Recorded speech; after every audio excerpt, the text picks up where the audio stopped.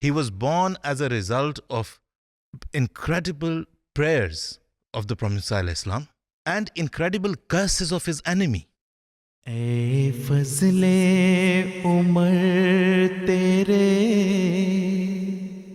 औसाफे करीमाना. Hazrat Mirza Bashiruddin Mahmud Ahmad radiallahu anh, born in 1889, defied odds. Despite poor health and limited education, he rose to lead a global movement, fulfilling a prophecy of greatness. At 25, he inherited a community depleted of resources and key figures. What challenges did he face? What insights can we gain about his character and leadership style? To delve into these questions, let's take a closer look at Hazrat Musleh Ma'ood radiallahu anhu's remarkable life. ए फजले उमर तेरे.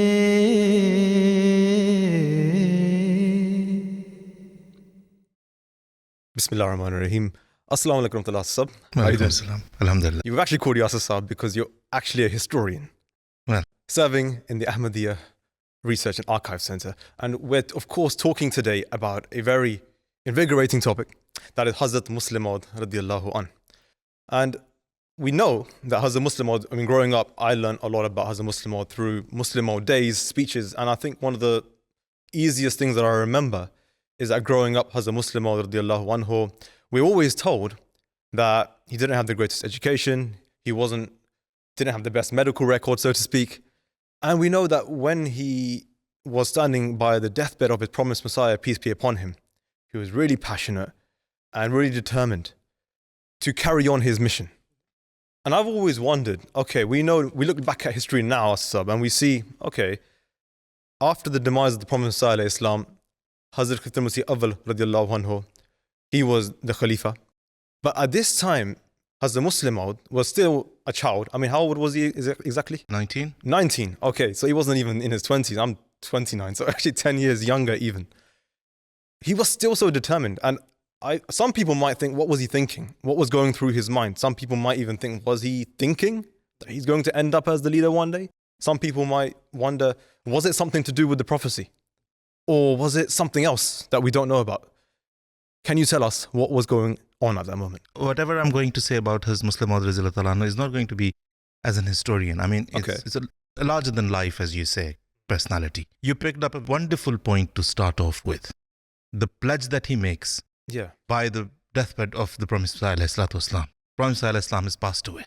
And the moment that many people were dreading, his followers, and the moment that his opponents and his enemies had been long waiting for, was finally there. He was in Lahore when he passed away.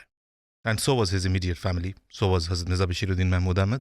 Now there's so much going on, because there was this kind of an expectation or an anticipation in the opponents that as soon as Mirza Saab dies, his movement is going to die with him.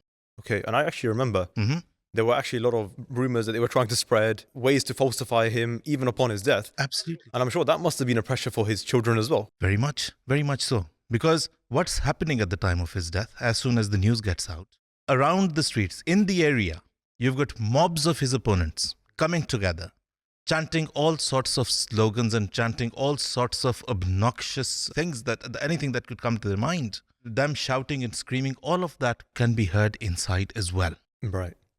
That, oh, Mirza is dead, and so is his movement. So it's not about a pledge. It's the context. It's at a time when Mirza Bashiruddin Mahmud Ahmad radiallahu ta'ala anhu knows that this is the point which has been marked by the opponents, that this is going to bring about the downfall of the community that was founded by Mirza Saab. It's at that moment where he stands and says, pledging to his father as that if all the world turns away, the entire following, and there remains no one in the whole world, only not to follow you, but even to mention you, I shall not turn away, and I shall do what I can to progress your message to the corners of the earth. But why him? It could have been any of his other children. It could have been some of the other companions. It could have been so many more eminent scholars, so to speak. Absolutely. Why do we remember him? Why was he the one to say it? Because I think all of his children must have pledged that. Yeah, okay. And I think all of his followers around, because we must remember this pledge is primarily part of the pledge that we make as the pledge of allegiance to the Prophet ﷺ. That I shall be ready to sacrifice my life, time, wealth, honor, children, everything. So he's echoing the words that every Ahmadi heart holds or should hold. Do you think, I mean, again, I only know so much about his childhood in the sense that he failed some of his examinations when he was younger. Correct me if I'm wrong, he had ailments. One of his eyes, he was going blind. Do you think that he had it in his mind that people might actually find it funny or they might laugh at him that he's making this statement? I mean, I really can't say what must have went on in his mind. But what I do know is that he was a firm believer in the claims of his father. He's not saying that to his father, biological father. He's saying it to the person who founded a community that Mirza Bashiruddin Mahmud Ahmad Razila Ta'ala Anhu firmly believed in the claims to be true, and he firmly believed that as promised by Allah the Almighty, ridiculous as it may sound, in a tiny little village in the Indian Punjab, a man gets up and says, I've been told by Allah the Almighty that your message shall reach the corners of the earth. People laughed. But then this child believed that it is going to happen, and believed that he is going to see it happen, and believed that he is going to make it happen. We must remember that he was born in strange circumstances. He was born as a result of incredible prayers of the Prophet ﷺ and incredible curses of his enemy. What do you mean? Because when the Prophet ﷺ prophesied that Allah the Almighty has told me that he will give me a son, Lekram was there to make another prophecy, saying that not that Mirza will never have a son, not even a toad will be born to Mirza's household. Wow, okay. From his wife. So we must bear this in mind. The Prophet ﷺ, when he sees his child, he knows that this child has been given to me through divine promises. Right. So it's such a... So you've got this divine promise. Right. You've got this child who's now growing up past his teens slowly, taught us about his education. Maybe it's not so great. Health isn't so great. Someone could wonder, there's a lot of entrepreneurs nowadays, successful people, even I could think of a few off the top of my head, who perhaps here in the UK, let's talk about it, they don't have a GCSE, they don't have any kind of secondary education. Now they're earning six figures, for example. And they'll talk about it, look at me, how I made it. It's actually something that they boast about. Absolutely. What makes Hazrat Musleh Ma'ood so unique in that regard that we talk about this in that way? With these entrepreneurs, we must bear in mind, they're not taking somebody's legacy forward. It's their business or enterprise or whatever it is that they're going to start. And then, go with it, whatever way it goes. But Hazrat Mirza Bashiruddin Mahmud Ahmad Raziyallahu Anhu, what he has before him is a huge intellectual revolution, right? And it's an evangelical movement. It's all about proselytizing because he's there to get the message across to the corners of the earth. Right. And that child, with no formal education, with no hope of getting into any formal education, frail health, right? And all sorts of, and at that moment when he makes that pledge, his mother has just told him that your house is empty. Your father has not left any worldly material for us behind or wealth. So don't you worry. He's left a lot of prayers behind. Now, based on that, that is where he's making this pledge. And that is where that legacy that is left behind by the Prophet ﷺ, that is where he's pledging through. So that makes it a lot different. It's almost like what you're saying is it's actually almost necessary for that to be there. That has to be the scene. Yeah. Because the prophecy had to be destined in a way that you wanted to manifest, that God is the one pulling this through. But okay, I'm asking really basic questions because I'm trying to get my head around this. Before we move on to the next point in chronological order, I'm thinking, you mentioned Prophet ﷺ left no money behind. Why? Well, because you see, he says, I am not a man of this world. Okay. I'm a man of some other world.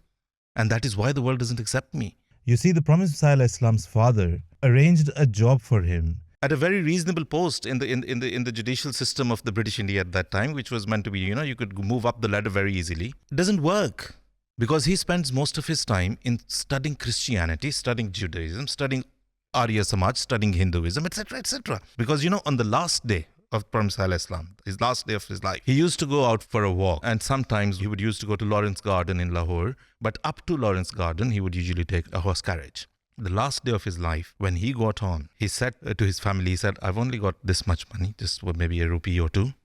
Give this to him and tell him, just take us around as much as he can in this money. So it's all gone, vanished. And it finishes with his life. What you're painting a picture for me in my head right now is you have this teenager who's just grown past teenager, not much education, not really good with his medical records, not even any money. Yeah. And now, as we all know, Hazrat Musleh Ma'ood radiallahu anhu also passes away. So now everyone's waiting. There's this whole waiting period of there's going to be a new Khalifa eventually. And we obviously all know it ended up being Hazrat Musleh Ma'ood radiallahu anhu. But I'm thinking more on the lines of everybody knew how he was or who he was. What people are not questioning is this someone who's capable? So Maulvi Muhammad Ali Sahab and his proponents, they come to him and say, we think that Khilafat should be abandoned. He said, I think it should continue. They said, you say this because you know that you will become Khalifa. He said, I do not know that I will become Khalifa. But if you have any doubts or if you have any apprehensions, then forget me. Make a Khalifa, and whosoever that would be, leave me out of the election process or whatever way you want to do it. Just tell me when it's done, and I'll be the first one to come and pledge allegiance to that Khalifa. So how did that transpire from him saying, leave me out of it, I don't even need to be a part of it, to actually people turning around and saying, you know what, it should be you? How did that happen? Because I don't think he'd ever imagined he's going to become Khalifa. Why? We've spoken about frail health. We've spoken about no material resources or monetary resources, financial resources, and we've also spoken about next to none formal education. Right. Let me add another thing. A mental pressure that he lived in constantly, because he recalled after he became Khalifa.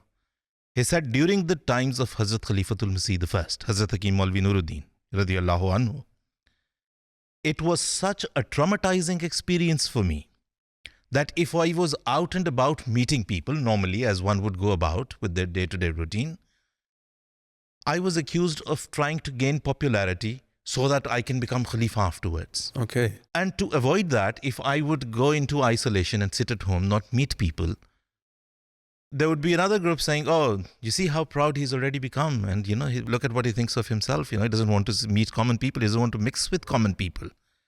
So he said, it got to a point where I thought, what kind of a life is this? Being a prophet's progeny or child should have been a blessing for me. It's turned into a curse. And I can't let that happen. So I'll do what I would normally have done in my life. And that is what he did. And it is at that point when this issue, because during the time of Hazrat Khalifatul Masih Awwal, radiyallahu ta'ala anhu, the conspiracies had been brewing, the conspiracies that were later going to result into what we now call the split of the Ahmadiyya community into the Lahori and the Qadiani, as they usually called, right? And then he's there. We must remember one very basic thing. Hazrat Khalifatul Masih Sani radiyallahu ta'ala anhu, Hazrat Musleh Ma'ood, Hazrat Mirza Bashiruddin Mahmud Ahmad, was not only the second Khalifa of the Jamaat. He was a devout lover of khilafat and a believer in the fact that if the community is to survive, it's only going to survive through khilafat. His is probably the only example where he had pledged to khilafat even before khilafat had emerged. So when he becomes Khalifa, the treasury was literally empty and almost penniless. How comes? Because there was nothing in there. But Because the Anjuman was managing it, but then we can't say the Anjuman was corrupt. I mean, there was just certain circumstances where it hadn't been managed too well after the time of the Prophet ﷺ. Was this around the split? It's around the split when he becomes the Khalifa. Okay. And when the Lahoris go away, and when the brains are going away, so to speak, right? And the treasury is going away, and the treasury is empty. But was the treasury empty before the split as well? Or did that happen because of the split? I'm sure it must have happened because of the split. But having said that, because it was It was under the control of the Anjuman. How they were spending, where it was spent, what had happened, how it was prioritized, we do not know. All we know is that it was an empty treasury that he got. That's what he got. Right? Okay. And this is 1914. All right. War has broken out. So many uncertainties anyway. Uncertainties, right? And he wants to have a mission house in England. Well, right. I need to stop you, because what I'm thinking is people are talking about World War III right now. Yes, absolutely. They're not talking about opening mosques necessarily. I mean, me as a person, I wouldn't think about that straight away. I would think about, let me stockpile. And then, even if you had the resources, would you invest into something in that climate of uncertainty? You wouldn't. He wants to have a mission house there. He wants to build a mosque. In England? In England. Okay. And he asks Fateh Muhammad Sial, Razila Ta'ala Anhu, the missionary here, to move to London from Woking and start looking for a place to build a mosque. But no money. No money. Right? And this is where another great difference he makes. He brings women into the picture. I'm the women. So he said, this mosque will be made out of your contributions. Okay. And they contributed whatever they had. Now, when we say whatever they had, it wasn't like huge heaps of riches, Yeah. What can a poor woman have? I mean, maybe the little bit of jewelry that they had from when they got married or whatever, but whatever they had, or the little bit of the savings that women usually make, all of that for the construction. Important thing to note, historically important, historically verifiable. Muslims in Britain in London, always wanted to have a mosque. From long time ago, early 1900s, 1910, around 1910 if I'm not mistaken, the London Mosque Fund is established. Not by Hazrat Musleh Ma'ood. Not by Hazrat Musleh Ma'ood. It's by the Muslims living in London. Okay. And they call for contributions. And guess who is contributing? The King of Persia. Oh, wow. The Emir of Kabul. Okay. The Begum of Bhopal. The Nizam of Deccan. Kings, princes, princesses from the princely states and from Muslim countries. The Sultan of Turkey, the Khalifa of Turkey. They're sending in thousands of pounds, and we're talking again of 1910.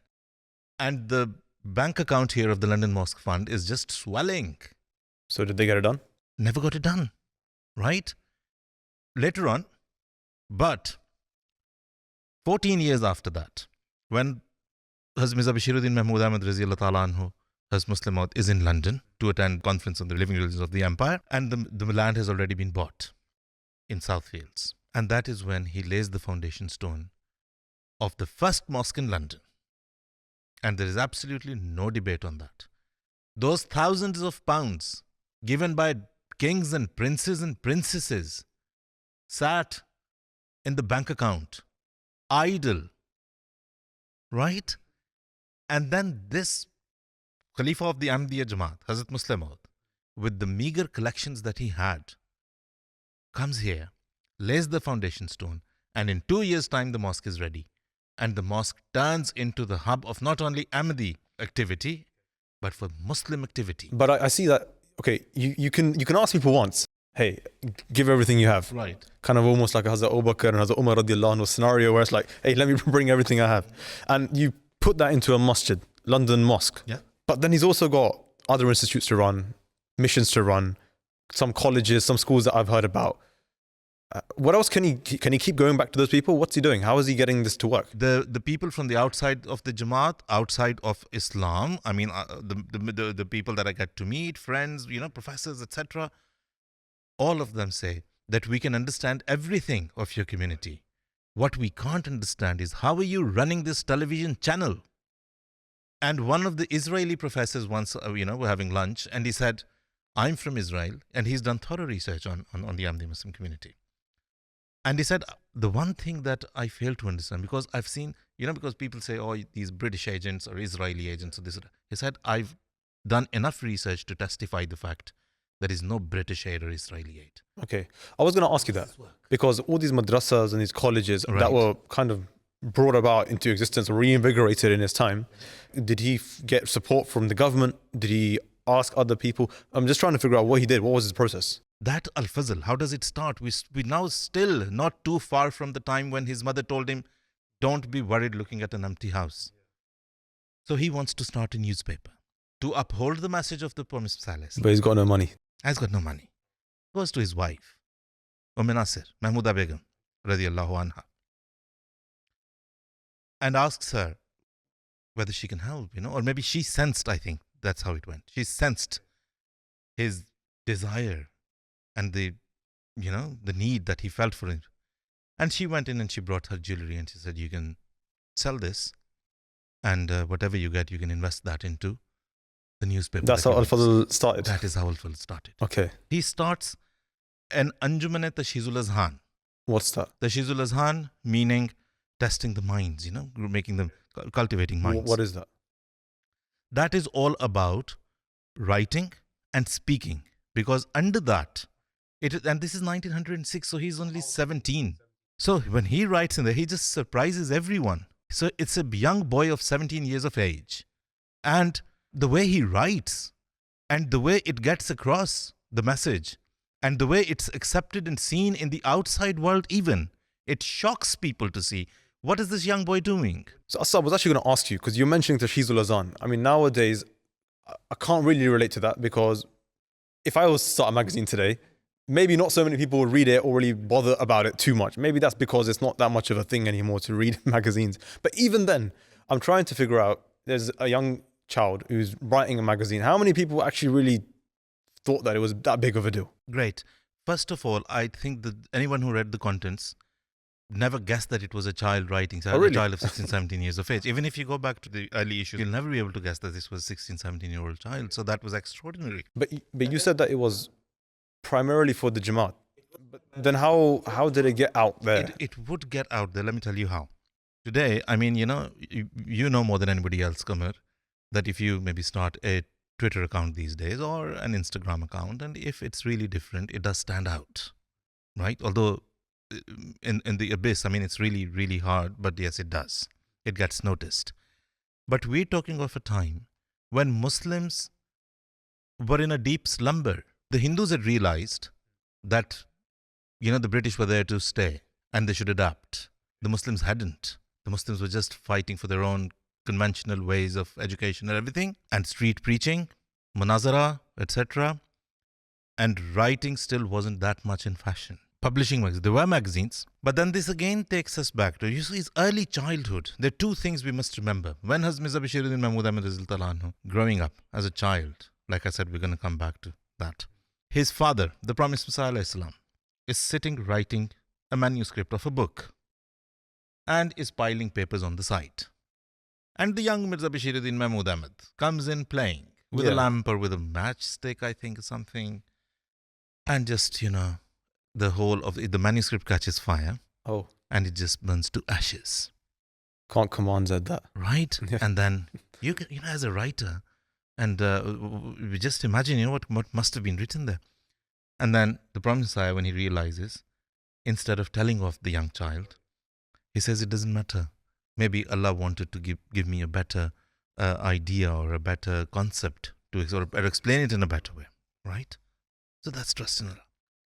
Then around the same age, 8-9 years of age, has Mirza Bashiruddin Mahmud, a young Mirza Bashiruddin Mahmud Ahmad, Radhiyallahu anhu, again, sees a dog and calls it Tipu, Tipu, Tipu, because that was the English way of calling their dogs. How does any of this have to do with the Tashizul Azan? Let me tell you. And the Prophet ﷺ notices, and he says, how dare you call a dog Tipu? The English people do it to degrade Tipu Sultan, who was a great Muslim leader. Okay, I see. So you shouldn't have done that, and you should never do that again. So there is that trust in Allah, the Almighty, as a child that he's seen. Yeah. And then he's also seen that Muslims are in some kind of serious trouble. And I'm sure, I can't say for sure, but I mean, I can't be certain, but I'm quite sure that he grew up with both of these feelings. One, to trust in Allah, despite all of the disadvantages that he had from the worldly point of view. Wow. Okay. And also to having learned and having known that the Muslims were going through a very precarious situation. So that awakening was required. That gone glory, the bygone glory of Islam, the Muslims had to be reminded of it. And hence that effort, and hence when it gets out, it's noticed. So you're almost telling me, like, if I was to compare it to socials today, you've already said there's a lot of competition today on socials. I mean, if anyone was to start today, I might say, you're already a little bit too late to the market. had he started 15 years ago, it would have been a good time. It sounds like you're telling me Hazrat Musleh Ma'ood radiallahu anhu already preempted the situation and was able to come into the kind of market at a very good time. And that also demanded a bit of strategy. I see him landing into any area or any realm way before time. I'm getting an idea of how he was doing things. Yeah. So newspapers, you've mentioned newspapers, but he must have had so many other things to run, start up, establish. Absolutely. I mean, you know, when the partition of India is a very important phase to understand the vision and the ambition of Hazrat Mirza Bashiruddin. When was the partition? That's 1947. So he's established all of that in India, Qadian. And it now starts to seem, as the partition looms the horizon of British India, it seems as if they'll have to leave Qadian behind. He pledges by the tomb of Hazrat Promised Messiah alayhi salam that we will not leave the Qadian, come what may. Okay. But then he did. But then, you know, situations change. And he left. I mean, the Holy Prophet sallallahu alaihi wasallam, if he was given the choice, would never have left Mecca. And we know the words that as the Holy Prophet sallallahu alaihi wasallam departed from Mecca, he looked back and with great sadness and sorrow, he said, "Oh, beloved town of Mecca, we leave you with a very heavy heart." So things happen in life, you know, where undesired decisions have to be taken or unpleasant decisions have to be made. Moves to Pakistan, settles in Lahore in a building, I mean, maybe one of the Ahmadiyya mosques these days might be bigger than the building that he went in with his family. Oh. And with the rest of the Ahmadis from Qadian. Wait. So you're saying it was his house? It was like a mission? It was his house. It was everything. And he had his family living in there. And he had the refugees who had moved to Pakistan and the immigrants. It sounds like I don't want to blaspheme. It sounds like a Noah's Ark. Of course it does. Right? And then with huge compounds, of course. Okay. Right? So it was 2 buildings where most of them were, and then there were allocations going on, property, etc. But primarily, this is where he is. Okay. With his family and with his greater family, the community. At that time, he instructs that all offices of the Jamaat must start functioning. They need to become functional now. Okay. And then the college administration goes to him reluctantly and says, "Hazur, we don't think we're in a position to start the college now." Because offices, you know, they could be sitting in any nook and corner. But then the college obviously requires classrooms and there are going to be students and everything. He said, "Why?" He said, I don't think we have the resources. He said, "Who are you to worry about resources? Who is anyone to worry about the resources? Haven't resources always come our way? So they will. You need to go out in the compound at some point wherever you find an empty patch of land. Sit there, put up a placard saying, Talimul Islam College. Dakhla jari hai, admissions open. And people will start coming." And he said, "What you mean, like there?" There and then on the compound, outside the building, just on the floor, on the soil. All right, that's where the college was. That's where the college is. He Okay. said and to everybody's surprise, people did start coming and enrolling. And then later on, they were allocated to building.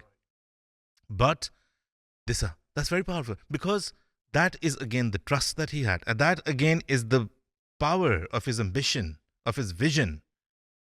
And that obviously we see was part of the prophecy about him. So all of this happening, right? Partition again is another important phase again of the world, or of India or of Pakistan, but of the Jamaat-e-Ahmadiyya as well.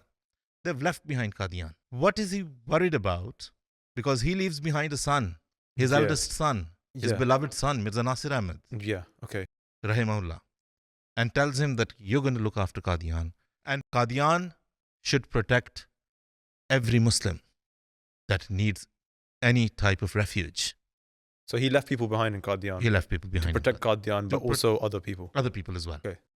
And we have historians like Anne-Marie Schimmel in her book, Islam in the Indian Subcontinent, stating that in the days of partition, of the bloody partition, Qadian became a sanctuary for Muslims of the Punjab. So it's not only Ahmadis. Wow, okay. So he did a lot for the wider public. He did a lot for the wider public, wider and a lot more than we can imagine. And we must mention it because this is the time. We must remember that. The whole world has been telling his father, the promised Messiah, the Muslim world, that we have absolutely nothing to do with you. We don't accept you as Muslim. In his own time, when he becomes Khalifa, he is told that you're a non-Muslim, you're a non-Muslim community. We do not accept you. We do not stand by you. We do not own you. But when anything happens in any part of the Muslim world, it's as if it hurts his heart. And he rushes to be of any help where he can. Be it the Kashmiri Muslims, where he raises funds from his community, just invests it into the campaigns that were going on for securing the rights of the Kashmiri Muslims. Saudi Arabia, the Middle East, the Muslim world as we call it. When the British started bailing out the Sharif of Mecca, started paying him stipends, and started sending weapons in, and fixed his monthly allowance, Hazrat Mirza Bashiruddin Mahmud Ahmad wrote to the Sharif of Mecca, you shouldn't accept these stipends. You shouldn't accept these bailouts. Because they will turn you into an economic slave. Yeah. And Arabia will become an economic slave of the West. Forever. He writes to Lord Chelmsford, the Viceroy of India, telling them that you must communicate to the British government, this isn't a very good thing to do. You're buying the Arab world for peanuts. Shouldn't do that. Contracts with the oil companies were going on. This is like 1920s, early 20s. He said, don't, be very careful, be very wary, be very watchful when you sign away your land basically for these research projects that are coming in, because they'll grab control and authority of the oil fields, your wealth, and you'll become their slaves. Palestine, the strongest voice comes from Mirza Bashiruddin Mahmud Ahmad and Zafrullah Khan, Raziyallahu anhu.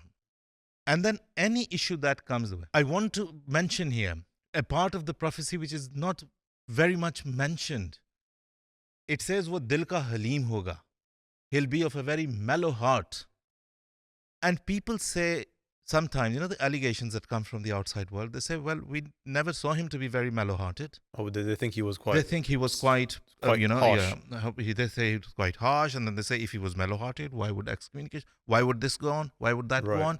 But we need to remember, the same allegations are said about the Holy Prophet ﷺ. When we say he was Rahmatul lil Alameen, the world says, oh, was he really? What about Banu Qurayza? What about Ka'b bin Ashraf? What about Asma bint Marwan? So all of that it's the role. He was, as the head of the state, the Holy Prophet ﷺ was fulfilling his role. As head of the Ahmadi community, Hazrat Mirza Bashiruddin Mahmud Ahmad was fulfilling a role. But the mellow heart, this is a clear proof of the mellow heart that he had.